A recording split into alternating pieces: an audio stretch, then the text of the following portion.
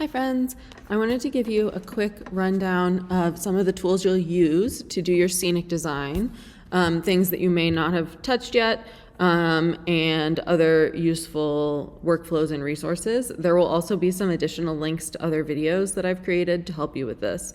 I don't want to go through the whole process of pulling in a symbol from the warehouse again, the SketchUp warehouse again, so I'll give you that as a reference. But let's start with assuming there's a theater space here. There's obviously not one right now. I'm going to come over here, make sure I'm on the scenery layer. Basic steps to making scenic objects, right? First of all, if I'm going to do, for example, a floor, right? And let's say it's 10 feet by 10 feet, which is awfully small for this, but oh, and I made it 10 feet by 10 inches, which is even tinier. It's awfully small, right? But let's use it as an example. So I create my floor object. Right now, it's a flat 2D object.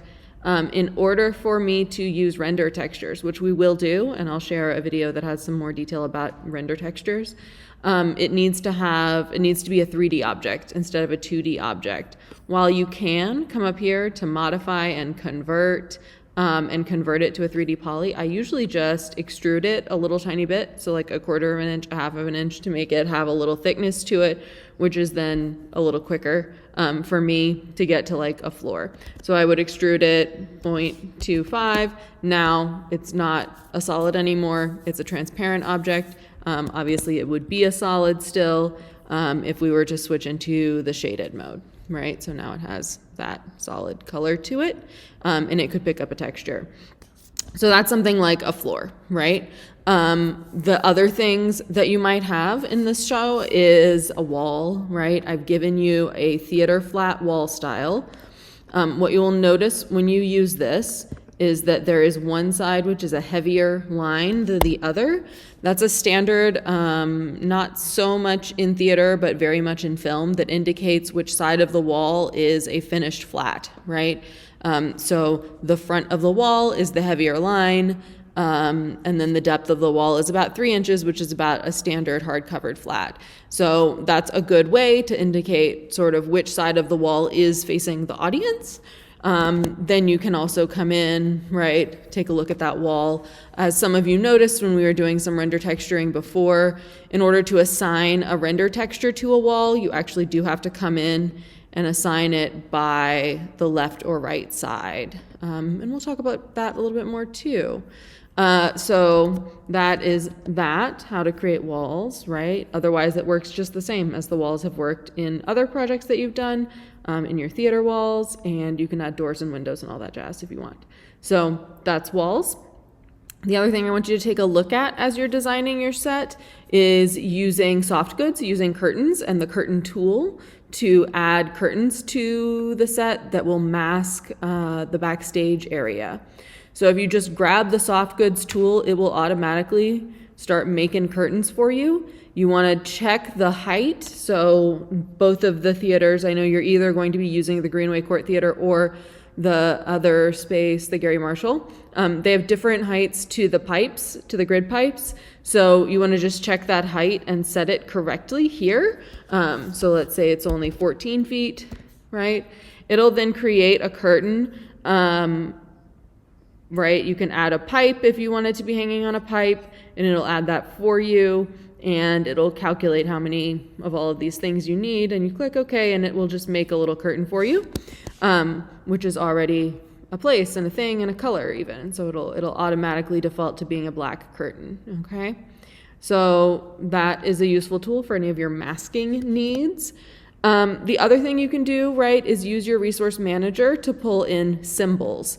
And this works in all of these different options. All of your libraries have different furniture options that you can kind of flip through. You can also just search up the thing you need. So that would be the next step. If you have a piece of furniture that comes in, like this chair, it's going to come in with what's called a 2D, 3D symbol as its default. So it has one picture, which is what it looks like in the drafting. In 2D, it has a different image, right, when you are looking at it in that view. You can double click on it, edit the 3D component of it, right? Double click on that group to get all the way in there. And then eventually, yes, if you can get all the way to the mesh, you should be able to change its texture, which may or may not play with me nicely. But typically you can change those textures of those 3D components. I do want to show you quickly what this symbol editor is showing me, which is about the various components that are visible at the same time. So I can have it show me the top and the 3D simultaneously, so you can kind of see how they overlap. I'm editing the top view, so if I move it, now they are not aligned to each other. That would be a bad mistake. This is something you can do when you are creating a symbol, and it's very, very helpful to create symbols that have a different 2D view than their 3D view.